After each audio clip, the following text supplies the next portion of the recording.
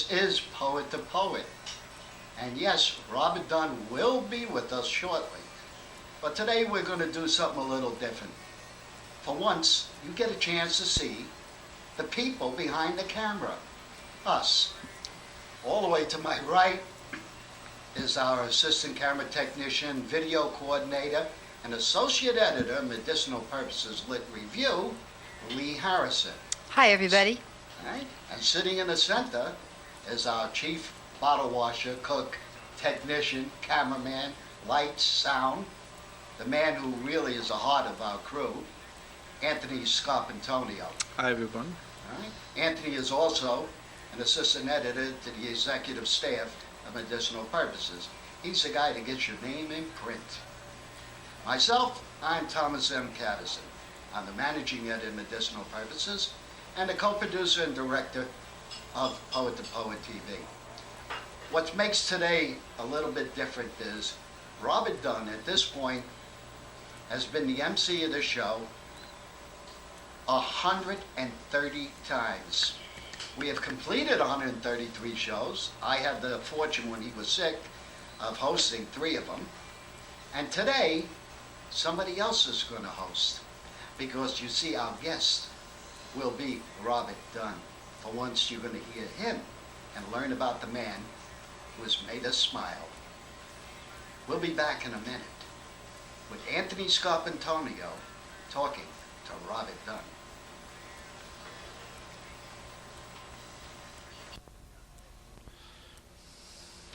Hi, everyone. My name is Anthony Scarpantonio, and I'll be hosting today's episode of Poet to Poet. On our list today of features is only one, and he's the top man of the magazine here that we have, Medicinal Purpose, and that's Robert Dunn. And he has quite a bio that I could probably spend the whole show over, but I'll just break it down briefly. His poems have appeared in over 150 publications, and one of which has been nominated for the Pushcart Prize. Originally from Brooklyn, old Brooklyn, and he has a BFA in Media Arts from the School of Visual Arts in New York, and he also has an MA from Queens College of the City of New York. He's been, let's say, published everywhere, basically.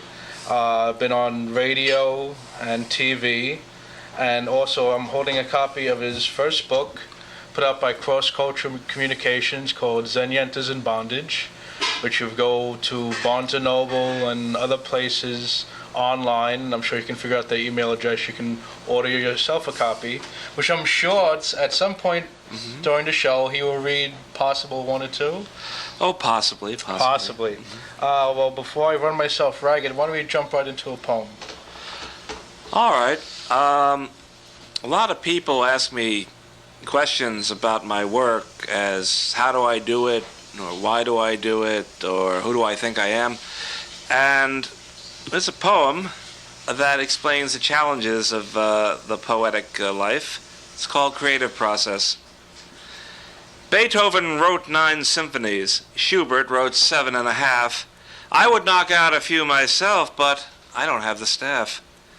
Shakespeare wrote 100 plays. Neil Simon 101. Because good help is hard to find, I can't get anything done. In ancient days, solitary men managed to chase their dreams.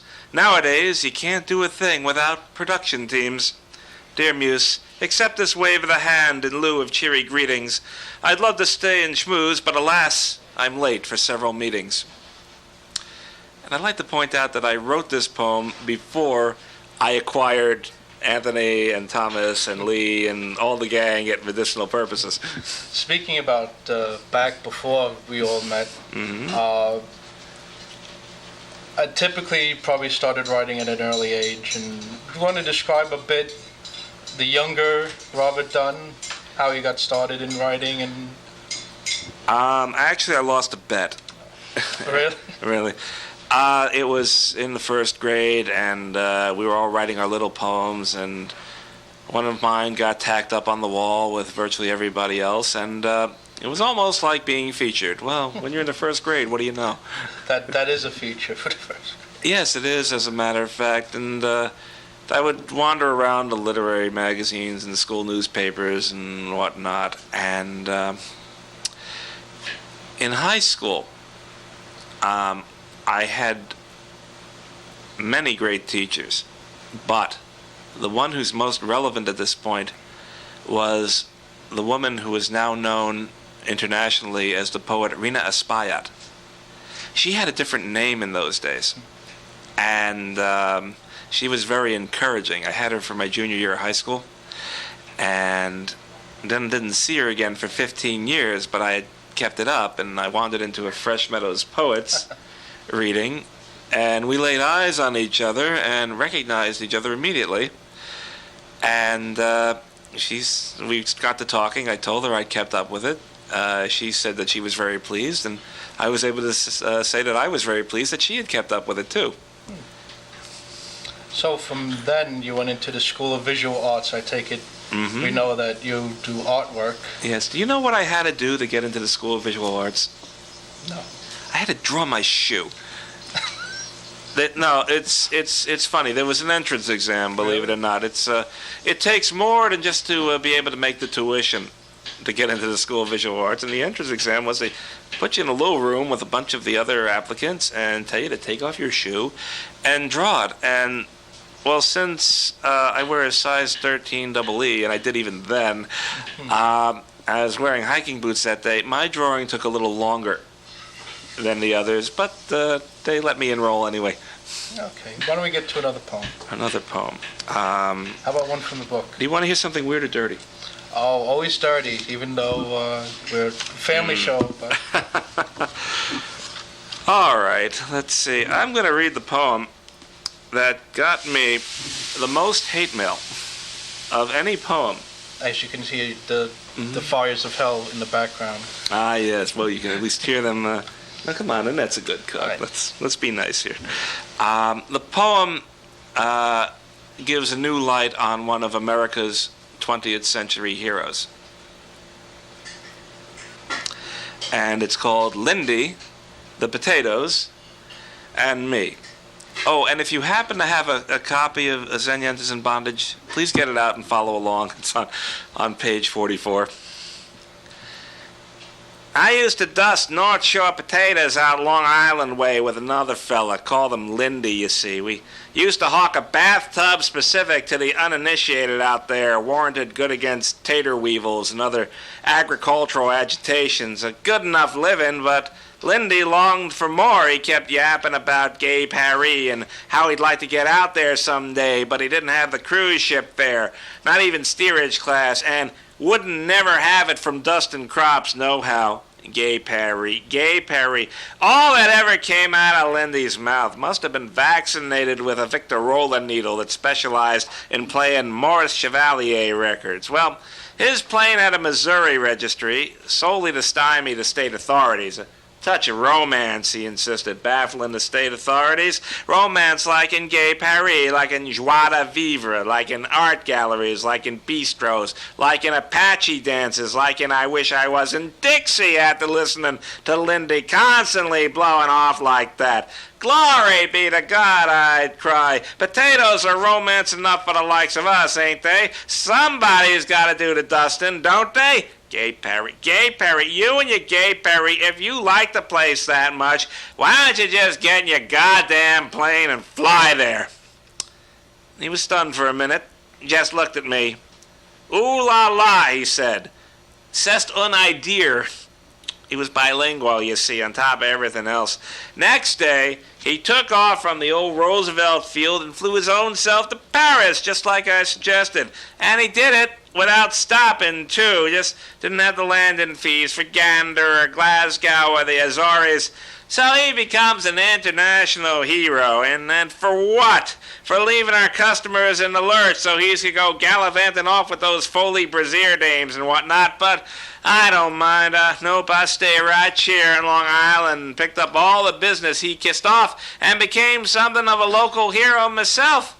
Oh, Lindy may be dining these days with presidents and kings and fledgling airlines execs, and sure, that's just hunky-dory, but my farmer fans have guaranteed me all the French fries I can eat for the rest of my natural-born life, and that ain't nothing to sneeze at neither. They didn't like that. I sent it to a magazine that specializes in crop dusting.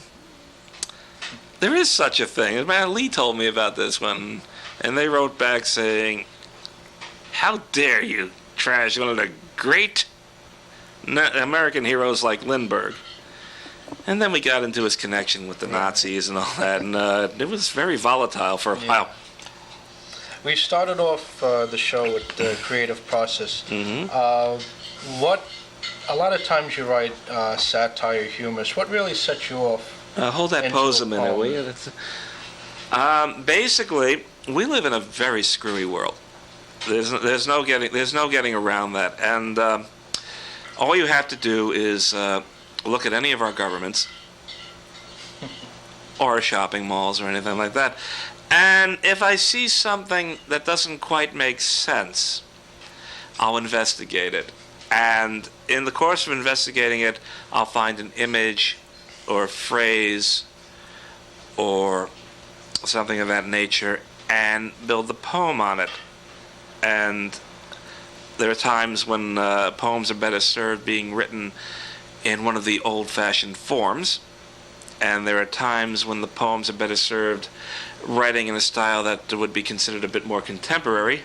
Occasionally they're better served by writing them in absolutely no style whatsoever. Do you find the same with your artwork? Basically, but the artwork has a different set of criteria. In what way?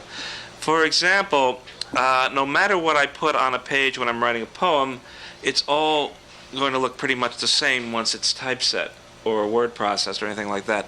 But in art, especially the sort of art that I've been doing, if I may just borrow my own book for a second here, and generally I do line drawings using the current technology.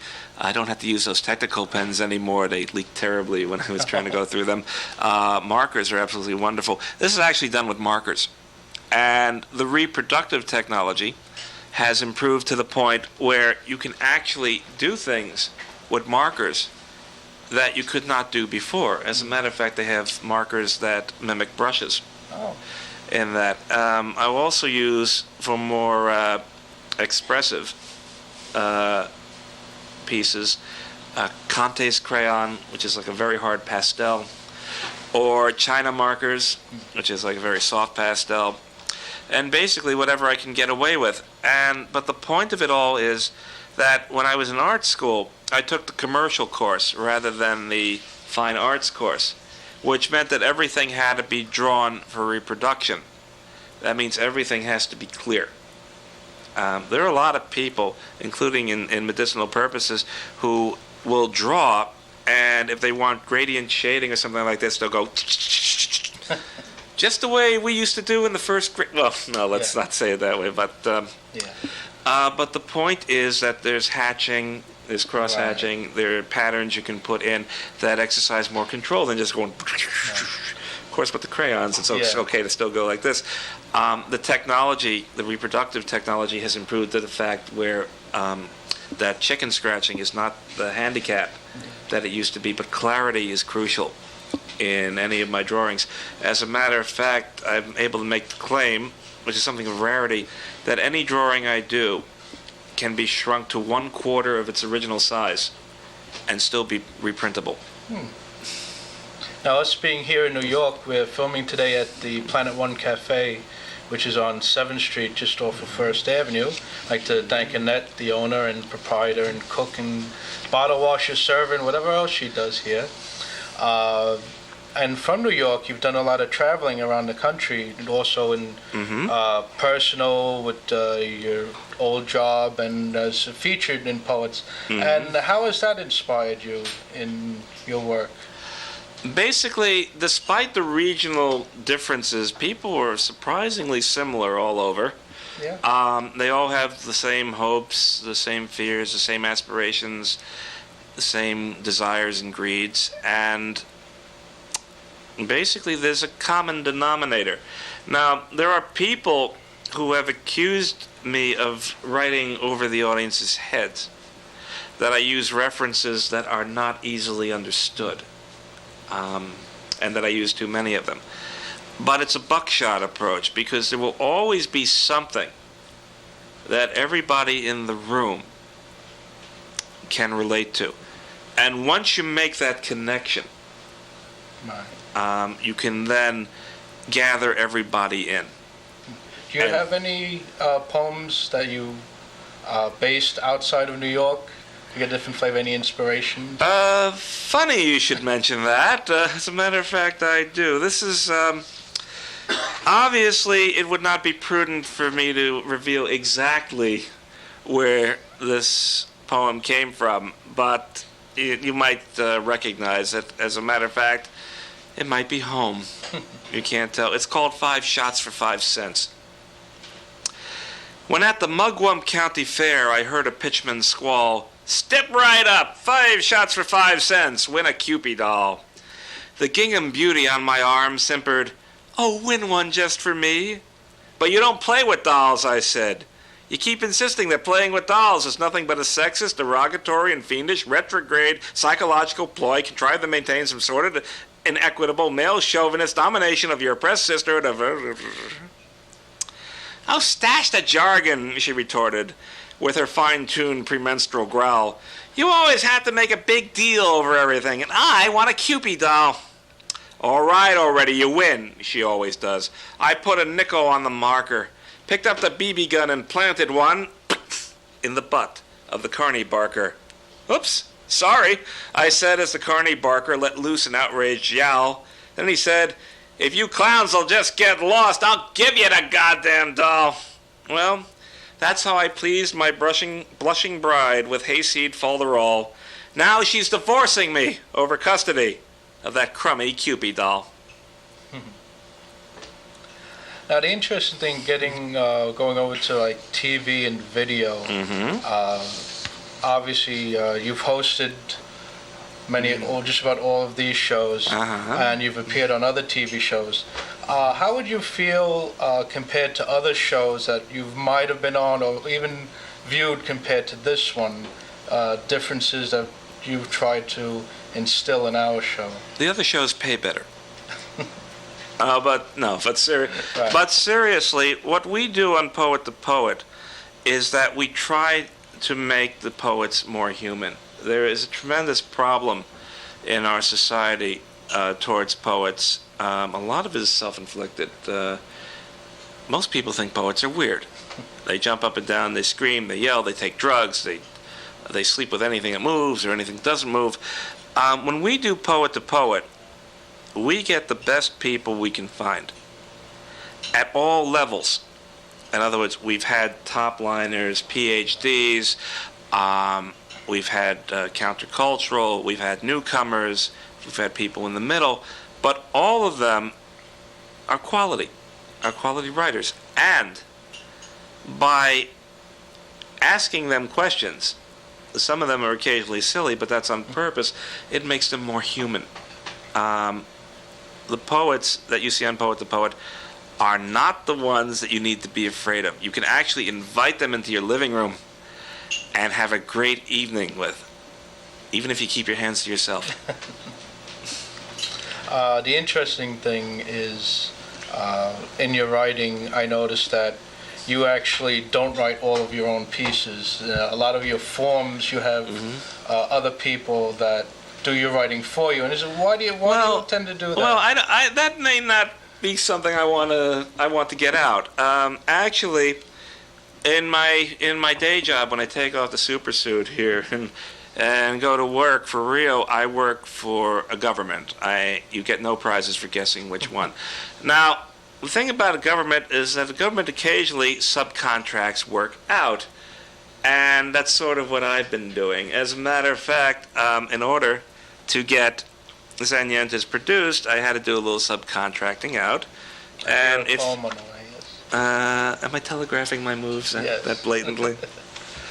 All right. As you know, there are many forms of poem, and just to make sure that no two vendors that I deal with are in direct competition with each other, they are restricted to any particular form. This poem I'm going to offer you is a pantoum, and it's written by Pantoum Pincus, a good friend of mine. Pantoum is very interesting. It's also in the contract that they are too shy to go read their own work in public, so I get to do it. Pantoum is interesting. It comes from Malaysia, and it's written in rhyming quatrains, or they're supposed to rhyme anyway, and every line in the poem appears twice. So you only have to do half the work. I save money when I get a Pantoum go. This one is, sex is such a dismal master. For sex is such a dismal master. How do we manage to get along? Like the hoary fending off her pastor, like Fay Ray fiddling around with King Kong. How do we manage to get along through the stress of amorous intersections, like Fay Ray fiddling around with King Kong, swapping imperfections and infections? Through the stress of amorous intersections, we reach a reading room in Escanaba, swapping imperfections and infections, seeking the truth about Ali Baba. We reach a reading room in Escanaba. We fondle dusty volumes, both sedate and sporty, seeking the truth about Ali Baba. Did Baba really do it with all 40? We fondle dusty volumes, both sedate and sporty. What we won't do for our cheap thrills. Did Baba really do it with all 40? Please, lend me a bottle of vitamin pills. What we won't do for our cheap thrills. Like the hoary fending off her pastor. Please, lend me a bottle of vitamin pills. For sex is such a dismal master. Or mistress, depending on your perspective. Yeah. Also with the radio, do you prefer TV or radio or print, any one medium? As long as I'm on the show here, I prefer television. Okay. When I'm not on the show, I actually prefer radio. For one thing, you don't have to dress up. That's true. It doesn't matter what you look like. And if you can actually get people to listen to the radio program, there are fewer distractions. People concentrate on the word and the sound and timbre of your voice and the characterization. On television, if a pretty girl walks by on the screen, you've lost the audience right there. How about another one of your rented or hired out You want another rented poem, huh? All right, if I could just figure out what I did with them. Actually, I didn't. I had something else in mind. If you can stand it, I wanted to talk about, since we were talking about the media, if you don't mind, and things that I don't necessarily understand.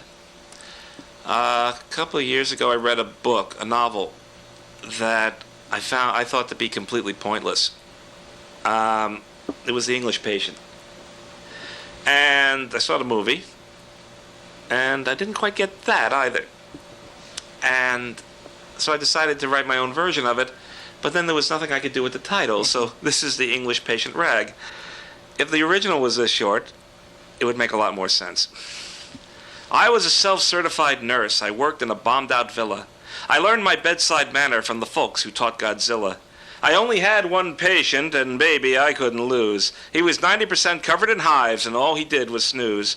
I kept him tanked on morphine. I masticated his prunes. He dropped hints as to his background in between his swoons. I think he flew a spy plane and crashed in the Sahara, then spent 6 months in an oasis, shacking up with Theta Barra.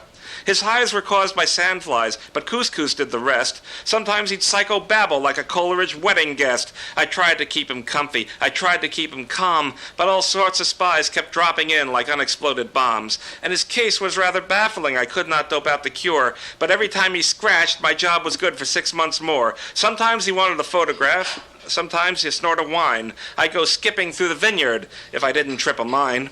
You'd have probably said, oh, dump him, go back to Piccadilly. But one night something happened that you think was bloody silly. I was sopping on the calamine and he started to slide right off the bed and on one knee and asked if I'd be his bride. Now, we've been married ages and our kiddies still implore, oh, mummy, daddy, tell us what you blokes did in the war. One day perhaps we'll fess up. We took thousands of lives through the Morse code messages spelled out in your daddy's hives.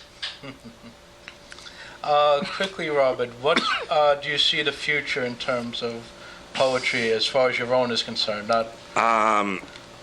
As far as my own, eventually this will become profitable. That would be very nice. I have actually been very lucky.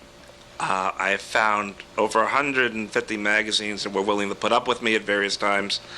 And I found a number of venues that feel the same way. Some people throw fruit and vegetables, but I just make salad. Okay.